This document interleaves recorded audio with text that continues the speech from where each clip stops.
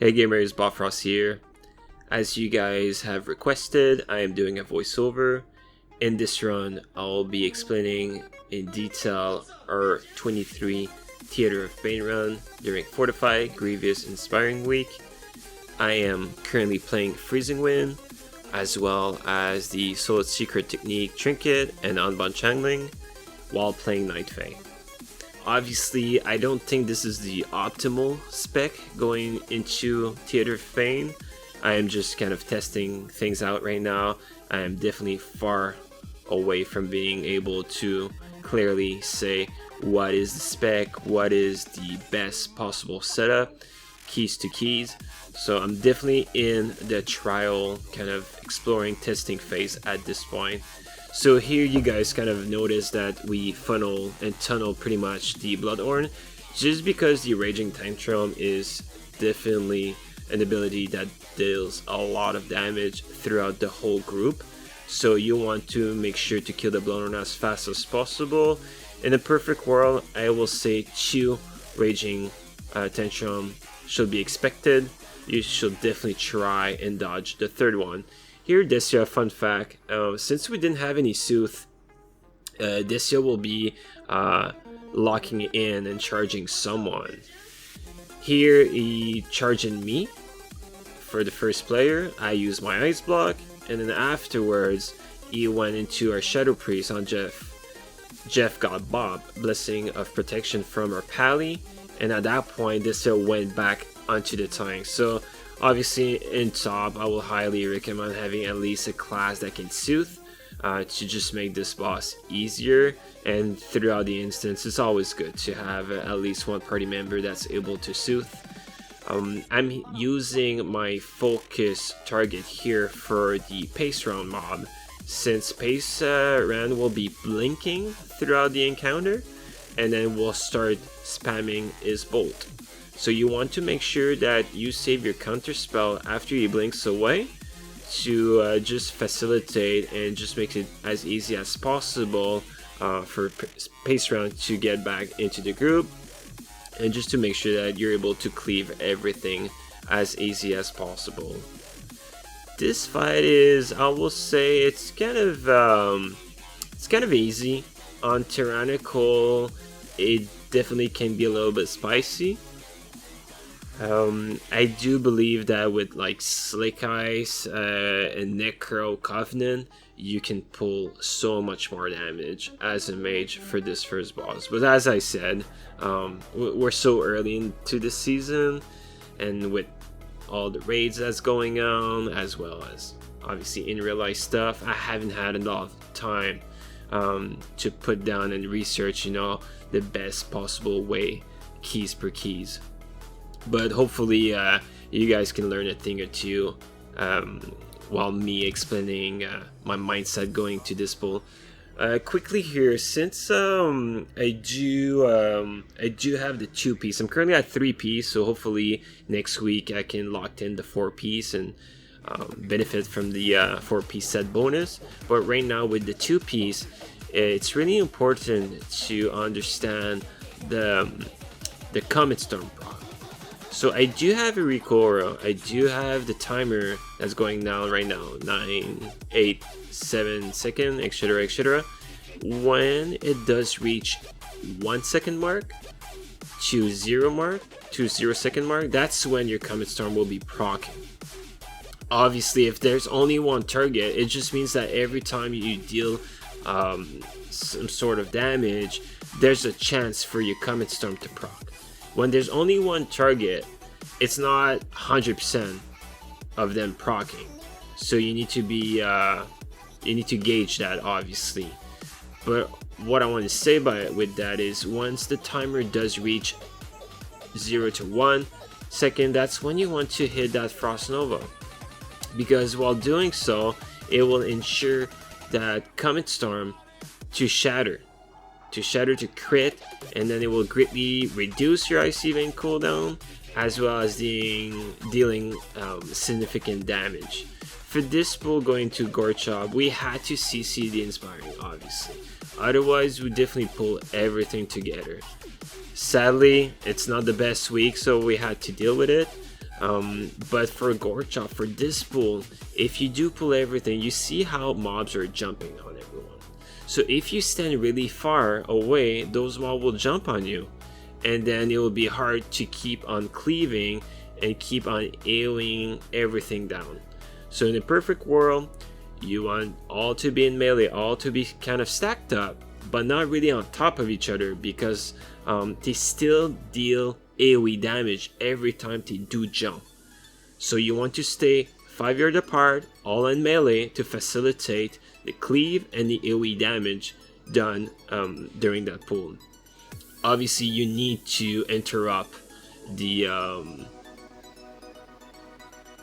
mob that is jumping. Right now, it's marked with the triangle, because if that cast goes off, it's most likely a wipe. The spewer, I guess that's the name of it. It is my first voiceover, so feel free to leave in comment, stuff that I can improve on, stuff that you enjoy, stuff that you least enjoy, and then I'll try to make sure that in future's video I can implement that to just increase your experience while watching my video. In top, I will say this season it feels a lot easier time wise, just because you do not have to deal with all those extra mini boss single target pull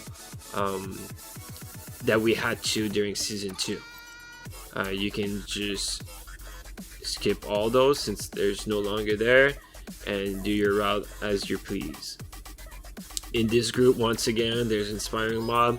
We need to CC him, so it just prolongs everything. So this week is definitely not optimal because of that, but there's definitely ways to play around it. Sadly, it will still I don't think playing inspiring week it's the best week. I don't think it will never be, just because they always kind of add extra pull throughout your routes, since you cannot just pull everything together and just cleave everything just like this. Like, we're stuck hitting just the ore by itself.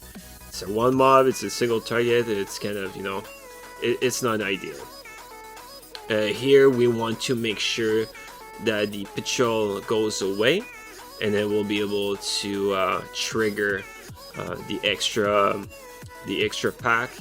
Here I did repop my icy vein, so I want to make sure that I'm able to get it back before going into the boss, since you never want to start a boss fight without having icy vein, obviously.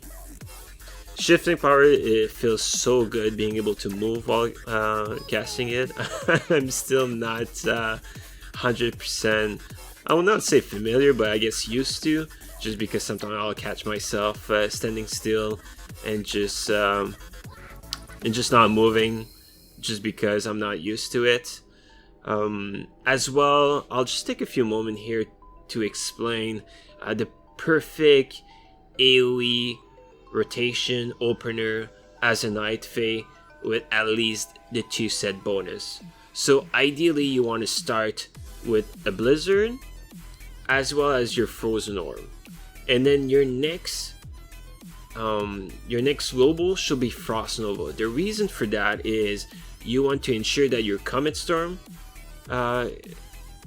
benefit from the Frost Nova, so everything kind of crit, everything shatters, which will greatly reduce your Icy Vein cooldown and just generally increase the damage dealt by your Comet Storm. And then you want to follow it up with Shifting Power, obviously, because at that point you'll have your Blizzard, you'll have your Frozen Orb, you'll have your Frost Nova on cooldown. So the next point really at that point will be to cast Shifting Power to benefit from the increased crit and the increased ace that you gain by hitting mobs with Shifting Power. For this boss, for Gorechop, you'll see the chain. You can move left to right, yes, but when you do that, you definitely lose uptime. So what I will highly suggest and recommend is simply use your blink ability to blink through the chain and keep on casting your Frostbolt, right? Because the more that you stand still and cast, the more damage that you'll do. If you move right to left, that's when you lose damage. Once again, the shifting power, I'm able to move a little bit, make sure that I get all the damage as I can, and try to stack as much hit as possible to once again benefit from ace and crit from that covenant.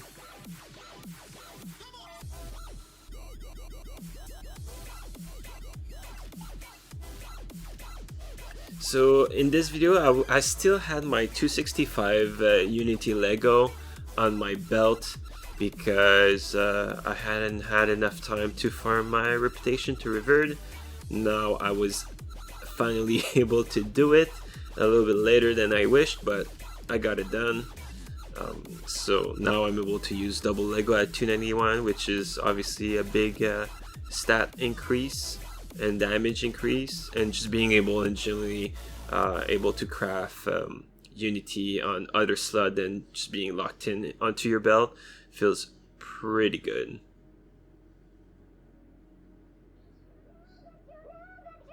So far into the key, I mean, the timer looks okay. We haven't made any significant mistakes, so we're pretty good right now.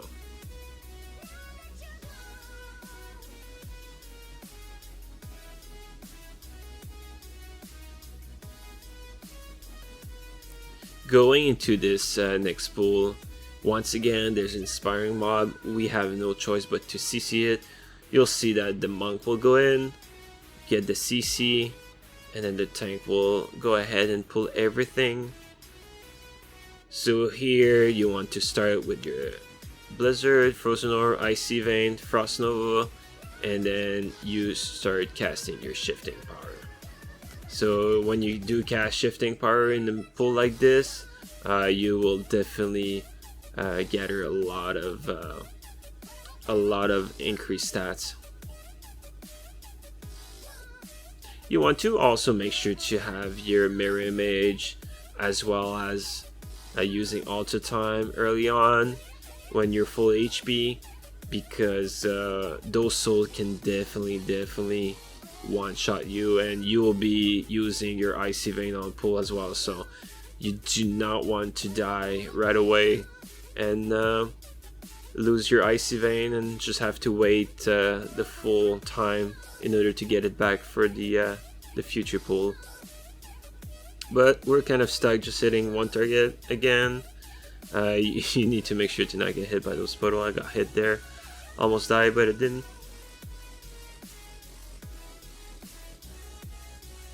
And then in the following pool, there's another inspiring mob. You can just like not pull it for now and deal with it later on. If it's not inspiring week, this pool will be going with the Guardian. Since we're going to be stuck hitting the inspiring mob, we decided that it'll be better off to do this pull by itself and then pull the inspiring mob onto the Guardian to create some kind of cleave effect. So I'm still in my Icy Vein. We're looking good. There's a curse on Maso. Gonna get it out real quick. Obviously the Shaman can decurse as well. If he has the global for it, he should definitely do it. But in the puck setting and stuff like that, as a mage, you should just always keep an eye out for that.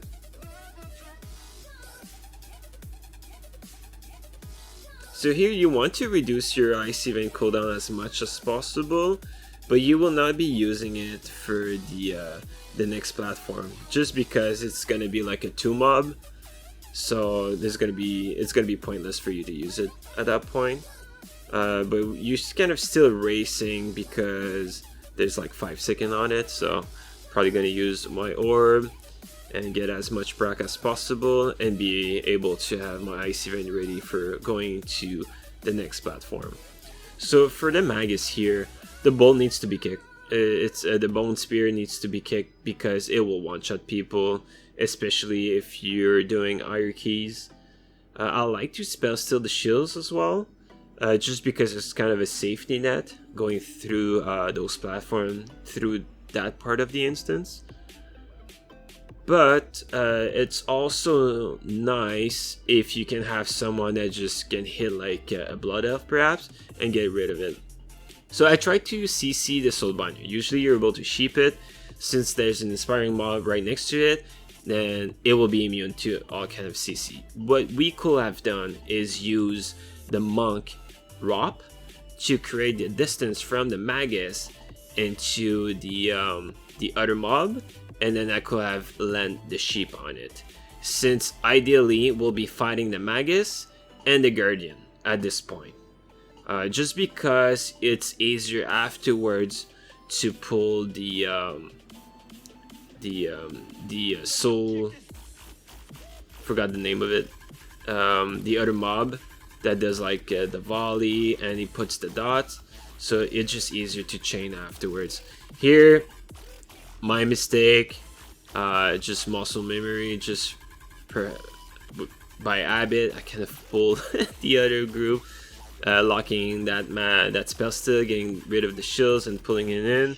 But with Inspiring Week, like see with the Magus, we're not able to kick anything, so then that kind of wiped us. So we did waste a lot of time here, which kind of made us almost not time the key, maybe time the key, I'm not sure, no spoiler alert.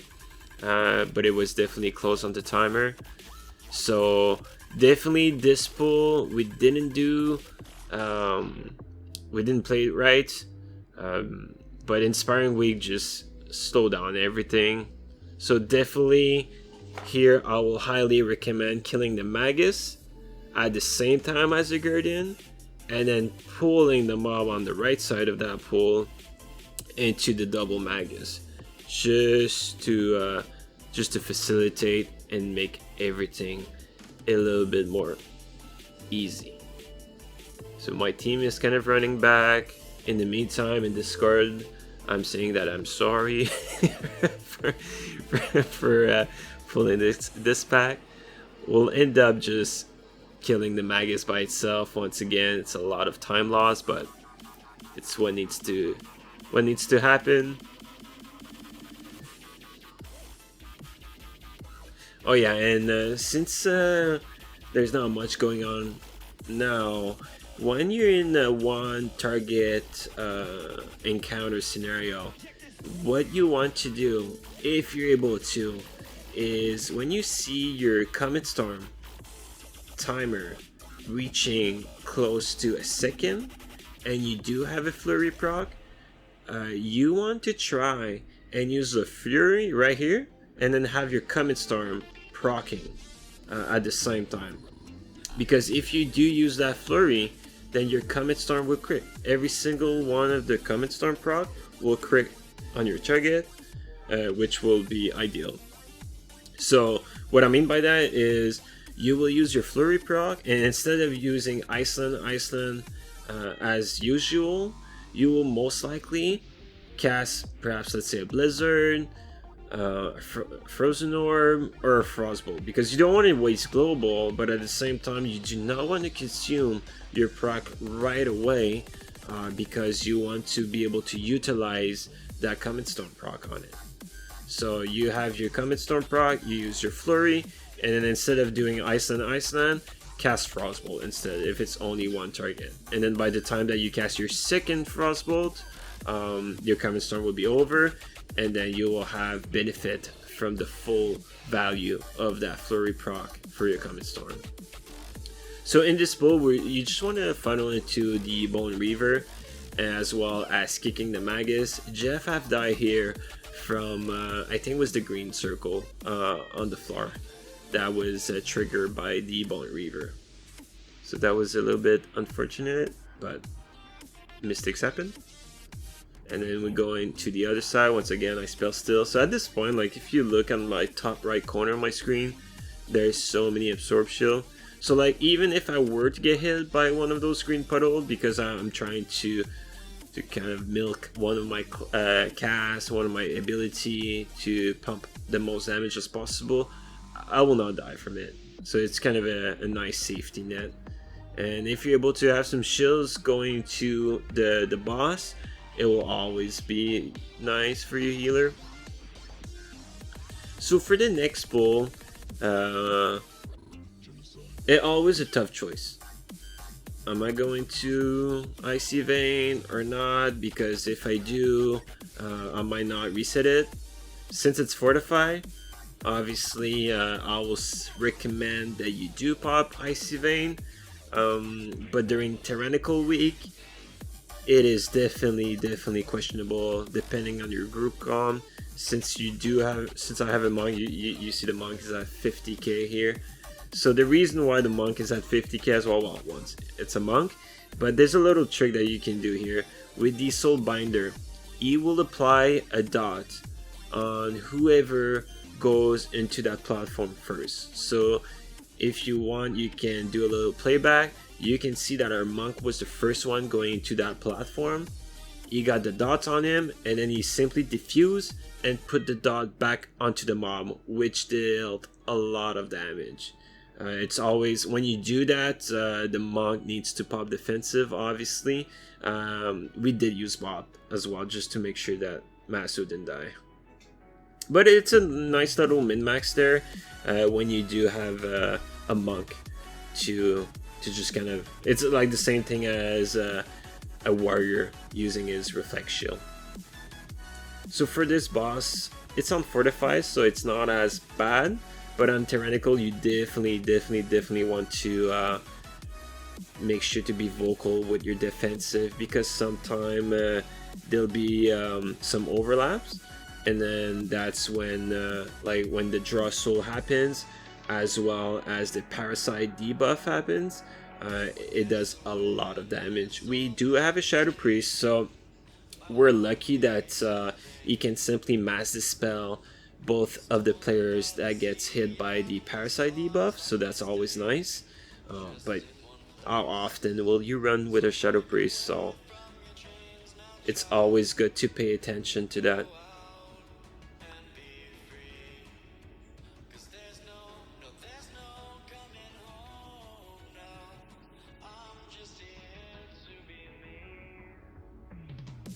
If you're in your burst window, I will also recommend just to simply block the draw soul, just because just getting stunned during your burst, it's not ideal.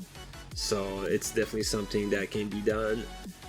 On Tyrannical, sometimes keeping your block as like a moment when there's some overlap happening can be a lot better. So here I use like a fresh ice barrier as well as my mirror mage, so that was enough. So I knew I was fine, but you definitely want to spread those defensives. So one can be done with a fresh ice barrier and mirror mage, the other one can be done with ultra time just before getting in. Like here I use my ultra time, I didn't have any ice barrier, so then I get back to 50% right away.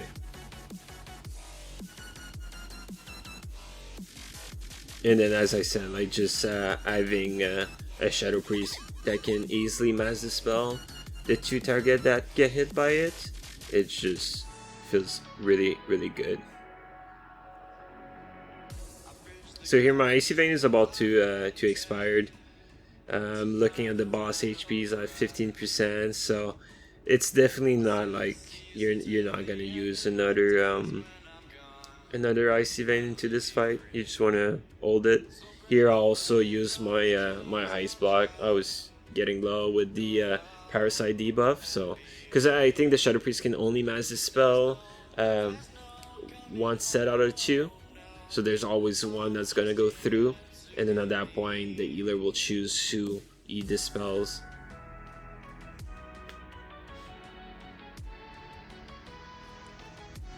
So at this point we're kind of we're definitely tight on time, definitely. So there's not a lot of room for mistake. Going to this pool, ideally you will like to get some cleave action and hit the 2 mini boss at once. Here I was not able to trigger the right one because those two does like the AoE silence ability. So if it does happen at the same time, you're pretty much dead, because it will deal about 50% of your HP. So it's definitely you won't be able to pull and engage those two mini boss at the same time. But as long as you have like the other one that does not do the AoE or silence thing, you should be fine pulling two at once. Because any single target scenario is just not good. Just not good for Frost Mage, but not good as a group either. I think Frost Mage, I can't wait to have the 4-piece bonus, but I feel there's so many things, so many different spec that you can be running. I actually got to run a quick HOA pug, and I used the cold front Lego, and I was able to pull like it was 22k overall. So it's definitely something that needs to be explored, that needs to be play around. But I just find it interesting that more than one spec works. I will assume that down the line, people will realize or find out like the best possible kind of setup to min-max your DPS. But at this point, I think everyone's still in the tasting phase. So for the RAR here, you can LOS it to prevent the damage. So it's definitely something that you can do. You should only be doing so if you think you're about to die, because when you run like this and run back out, you lose uptime, right? So if you're not going to die, I will suggest not to do it and just to take it. And you can use defensive as well. But it's a nice little thing that, you know, if the key's really high, you're kind of low HP and you see the ability is about to be cast, then you can just go ahead and LOS it.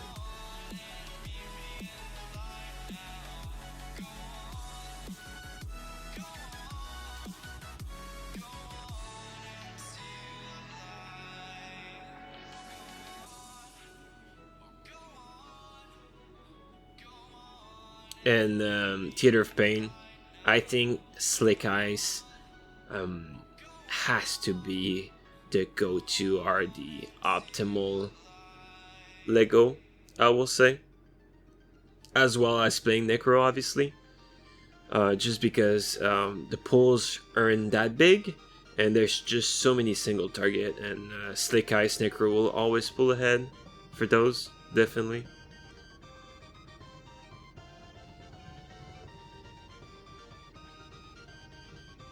In here, I got the Frozen Orb, Icy Vein, and I went to Shifting Power right away because I want to be able to hit the orbs with it as much as possible and just get as much stacks as possible. Here, once again, you can benefit and use the line of sight to not get hit by the boss ability. We'll see in a bit here. I think I'm gonna be chosen the blade, the ricocheting blade. So that was untied. You went beyond the pillar, LOS'd it, and then you got back into the boss.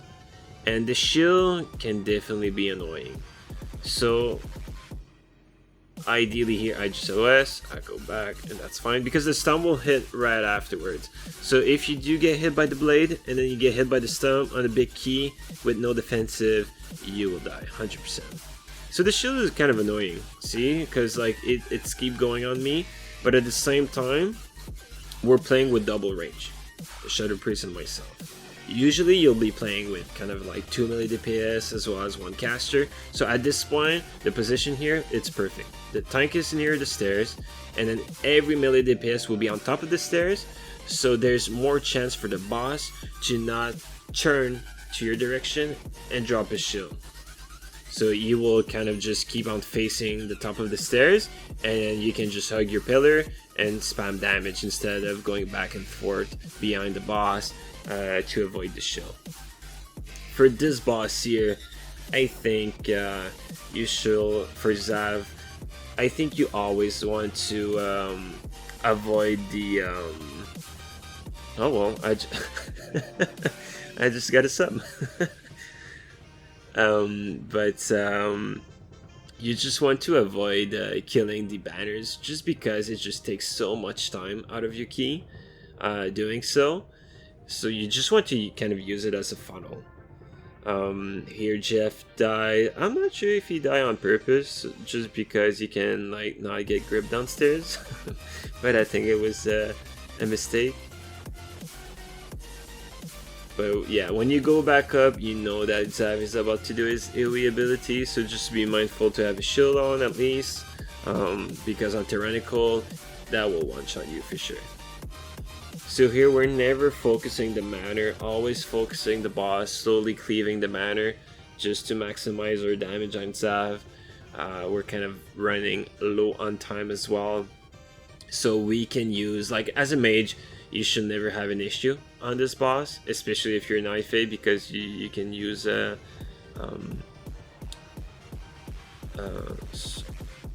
Soul Shift?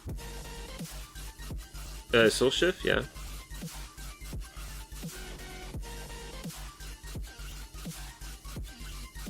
And the Pally can use his worst, and then usually what he does is when he does have his worst, he uses freedom on someone else, and then it'll just make it easier for that person to be able to not get slow and just dodge Zav.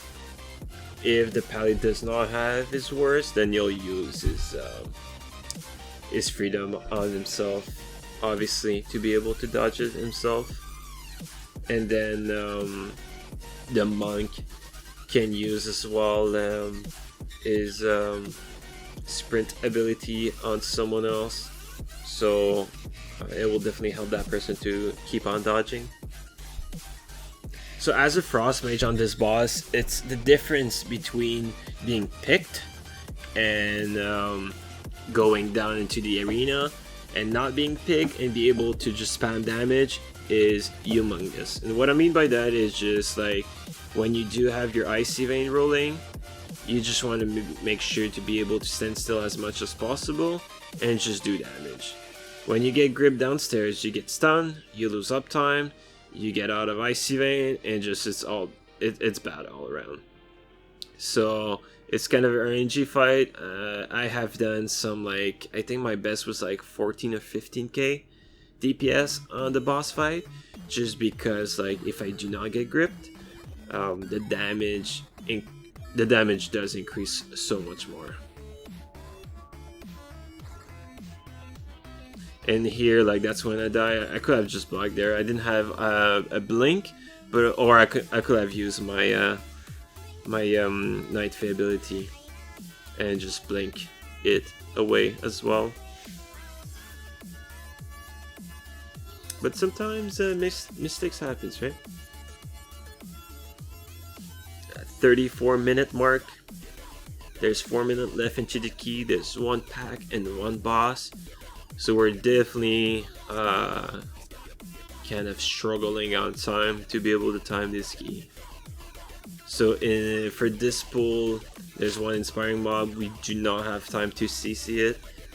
So we're just gonna go ahead and pull everything onto the boss and try to funnel as much damage as possible. So at this point, it's kind of a do or die, you know.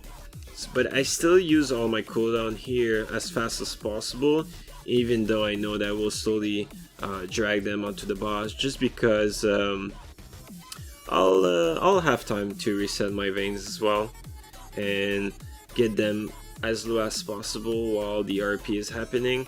It's good, you know. I'll make sure to get the kick here on the moon to get everything kind of stacked up. The boss is being pulled. We use a lot on pull, obviously, since we have the trash with it. And then at this point, I just try to do as much damage as possible. For this boss, it's not as bad. There's definitely a little bit of RNG that can happen as far as, you know, where their circle will be spawning, like this one here. but if someone gets dragged into it, just make sure and be ready to decurse that person. And when the circle does happen as well, it's the same thing. You want to be kind of stacked in melee, but you do not want to be in another person's circle because it will do kind of AoE damage to you as well. So ideally the circle can, like, you can do like the Olympics sign, right? So the circle can overlap with each other, but as long as you're not in someone else's circle, if that makes sense.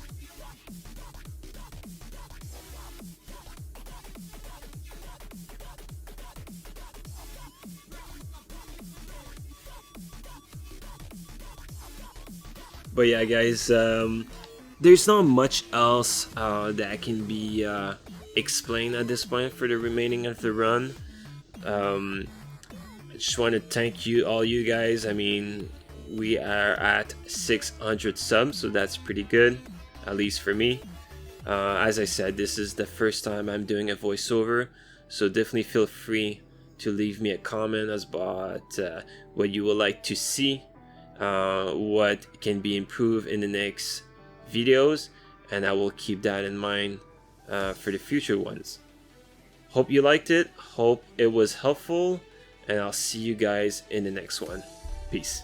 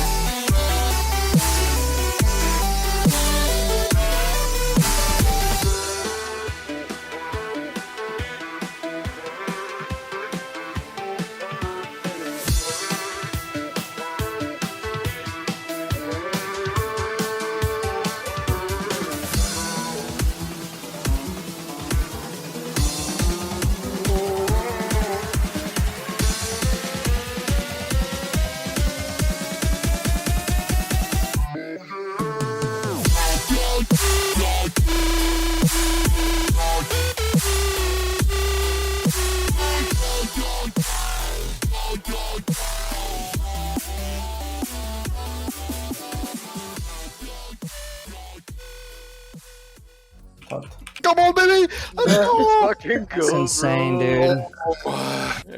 dude. Literally insane.